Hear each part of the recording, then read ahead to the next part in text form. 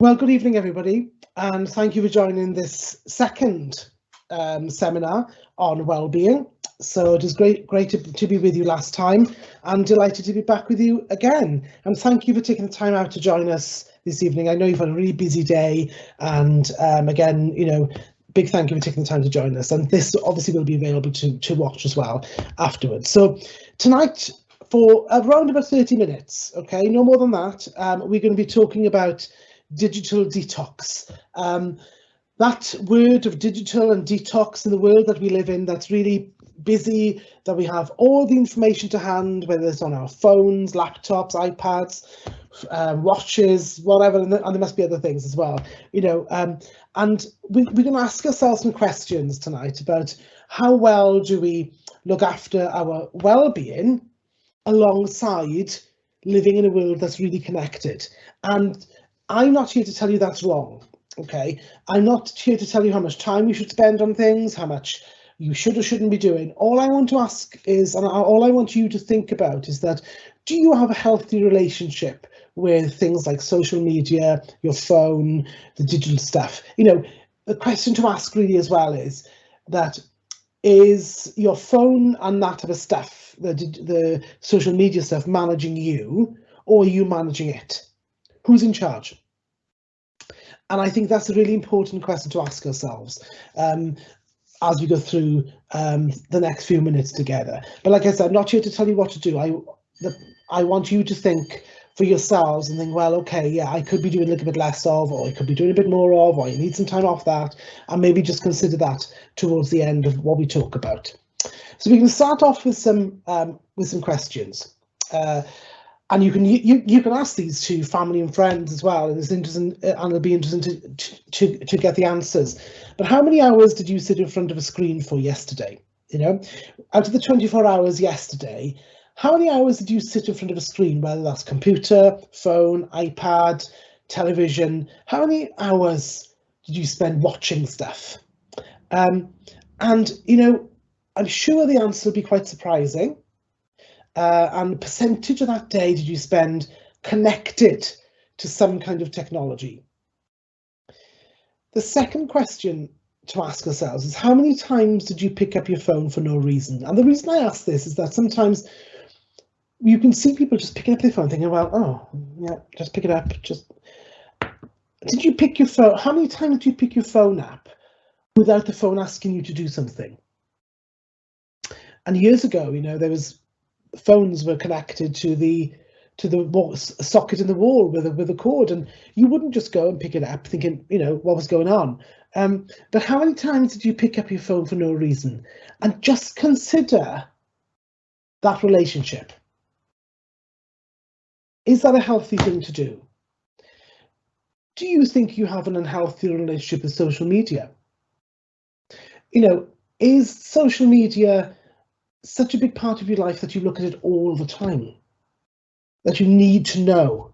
You've got FOMO, the fear of missing out on something, and that FOMO encourages you to look at stuff and think, well, oh, I did you see that? No, let me look at that and not miss out on stuff. Because the reality is, it isn't possible to keep up with everything. There is so much information, we can't keep up with everything. So that relationship needs to be a good, healthy one. And final question, could you survive 3 days without your phone or devices? Could you go from a Friday night to a Monday morning and not look at anything? I don't think I could, truthfully, but I think it might be a bit of a challenge, and it might be something to give just to see how far we could go, how long we could go without looking at anything, how long we could go without. And that might answer some questions, mightn't it? Okay, so just some quick facts, okay? The average adult checks their smartphone every 12 minutes. And by adults, I mean your age, our age, okay? So every 12 minutes, we go in like this, on average. So there's a lot of us that are doing it a lot more frequent than that. But every 12 minutes, somebody's going like, just checking your phone. For what? Yeah? Think about that, nearly four times an hour. We go, oh, right. 34% of people have checked Facebook in the last 10 minutes. And think about how often we check things like Instagram, Facebook, TikTok, WhatsApp, Snapchat. How often do you check those things? Just going like this and checking what's going on. 40% of people look at their phone within 5 minutes of waking up. Are you one of them? Are you one of them where you wake up, first thing you do is look at your phone and just think of that for a minute.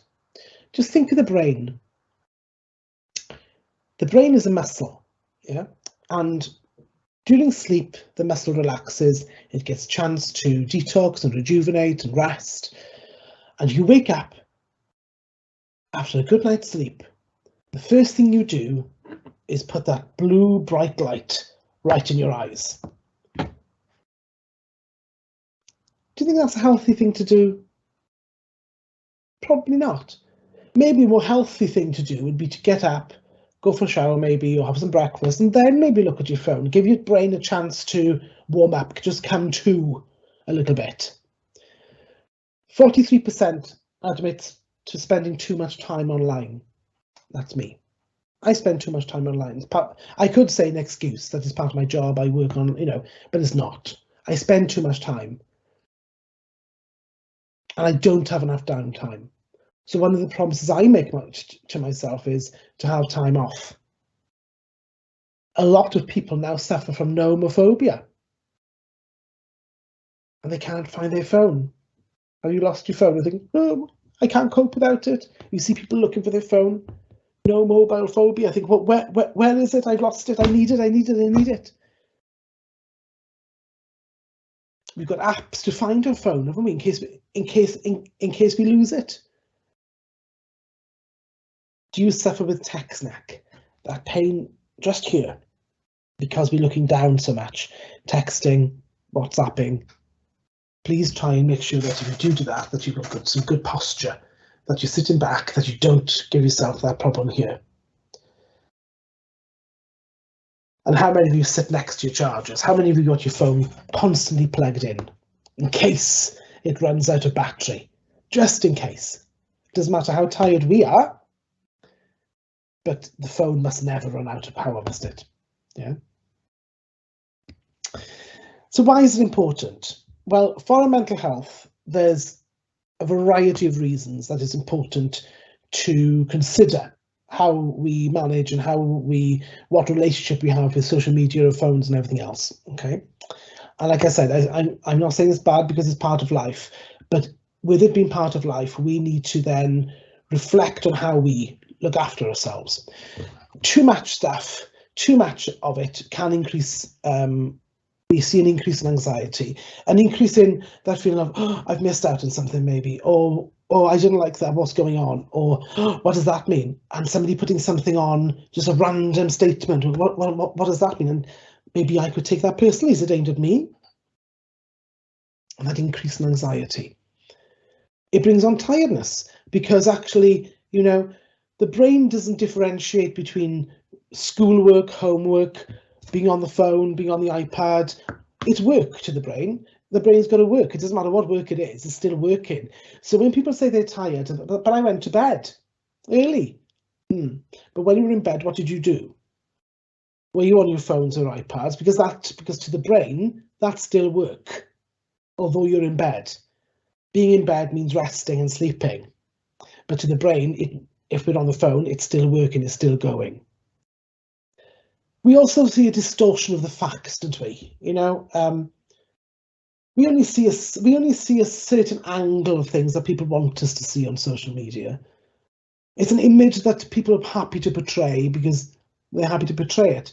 But that image often can cause other people anxiety. It can cause other people to feel a bit down, feel depressed. And often, I look at other people that do the same jobs as me, for example, and sometimes they'll post something. I think, why didn't I think of that? Or they're really busy and I'm not so busy. But I'm only seeing what they want me to see. I'm not seeing the whole picture. I don't know that person.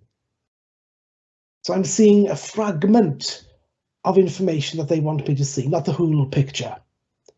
and I'm taking that picture and making assumptions about it.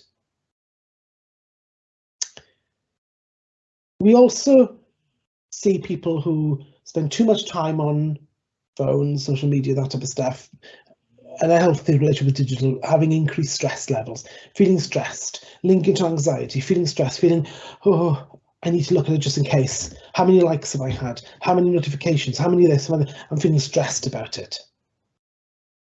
And the other thing that happens, and certainly for me as well, and I'm guilty of this, the more I spend time on my phone or iPad sitting down, the less active I am.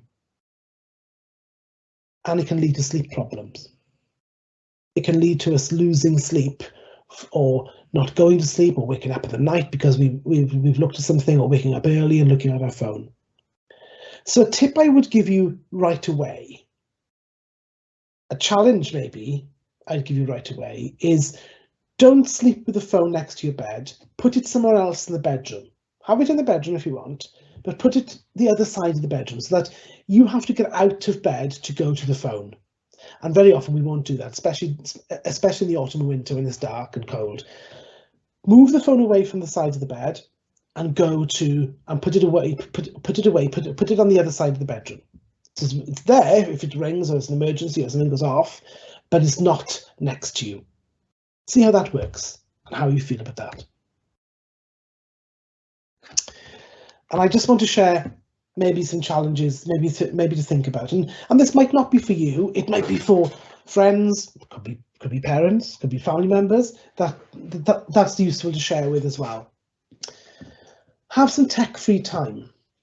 Try 7 till 9 tonight, and just have some time away from the tech. Do something else. Do something that's non-techy.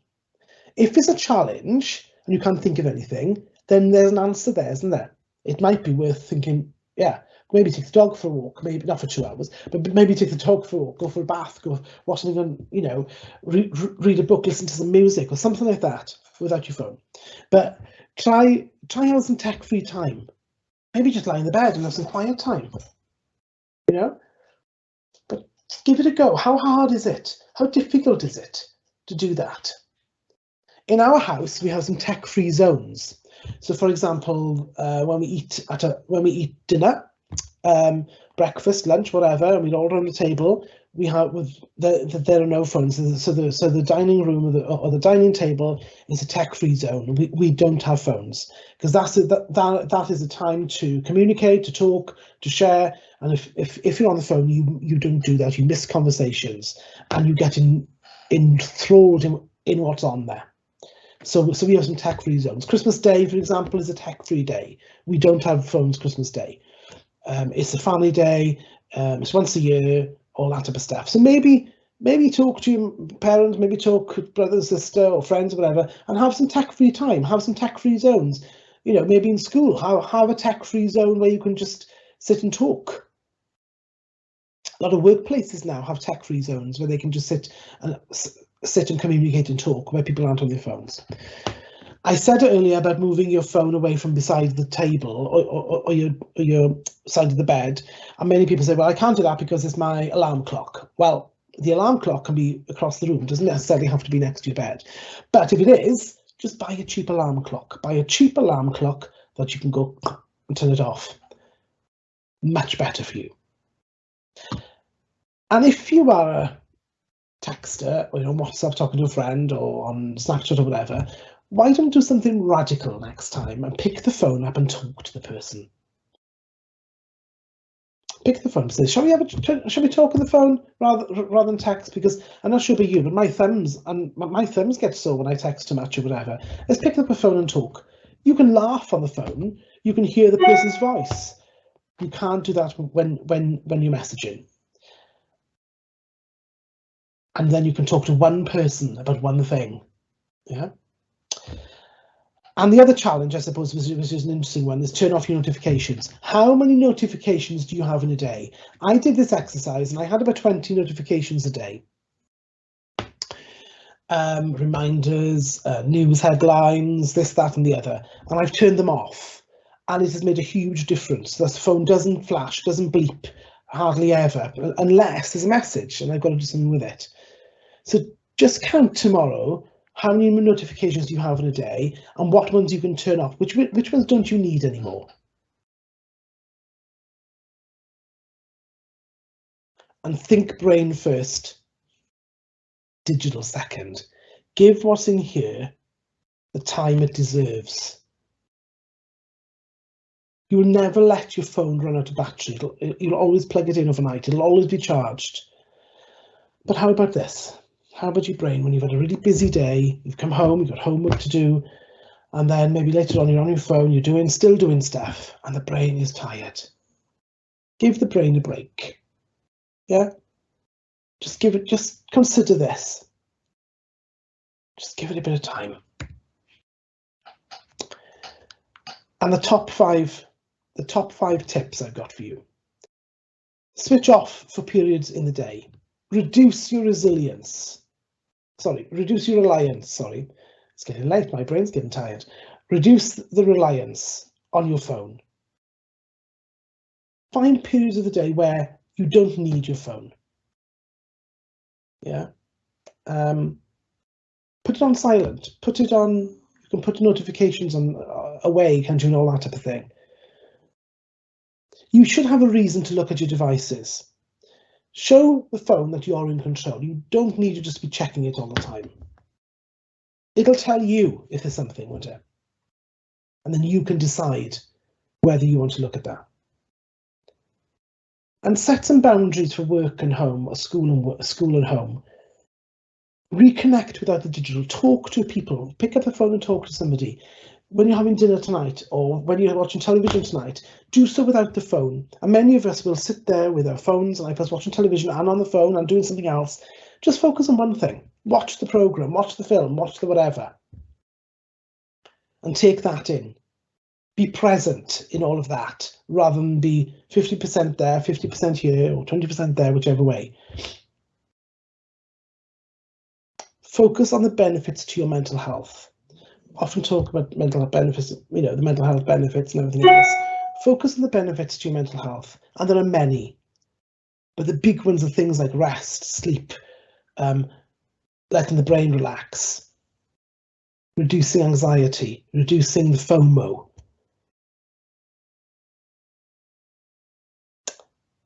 And a question: how well is your phone looked after versus you? Who do you look after the best? You or your phone? You or the technology? If this drops on the floor, oh no, is it cracked? Is it scratched? Ah. But if we're really tired, yeah, how does that feel? Digital detox. It's not about going without. It's not about giving it up. It's not about saying it's all bad, because it's not. It's great. I love it. I love a lot of the stuff. I work through it. It's part of my job. But sometimes, if we're honest with each other, we can be a bit over-reliant. We sometimes go too far and use it too much, or rely on things too much, and we don't give ourselves the time to just relax, just be with other people, maybe. Yeah. So think about the questions we've asked. How many hours did you sit in front of a screen for yesterday? How many times did you pick up your phone for no reason? Do you have an unhealthy relationship with social media? Yeah. Just remember those stats. Average adults and all of us check the phone every 12 minutes. Every 12 minutes, that's an average. Next time you're in a crowd of people, just look around and see how often they're on their phones, how often they put it down and pick it up, put it down, pick it up, put it down, pick it up. 43% admit to spending too much time online.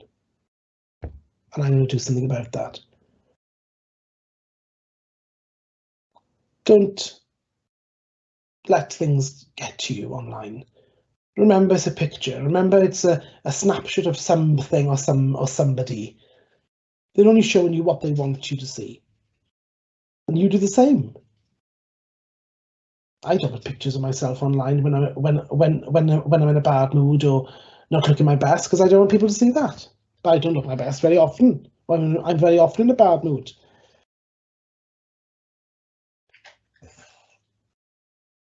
it's important to look after yourself so that you sleep well and you lower stress. There's enough stress without adding it in. And tonight, give yourself the challenge of having some tech-free time. I wonder how it'll go. I wonder how easy it'll be. And maybe a tech-free zone in the house. And count how many notifications you have and see where they go.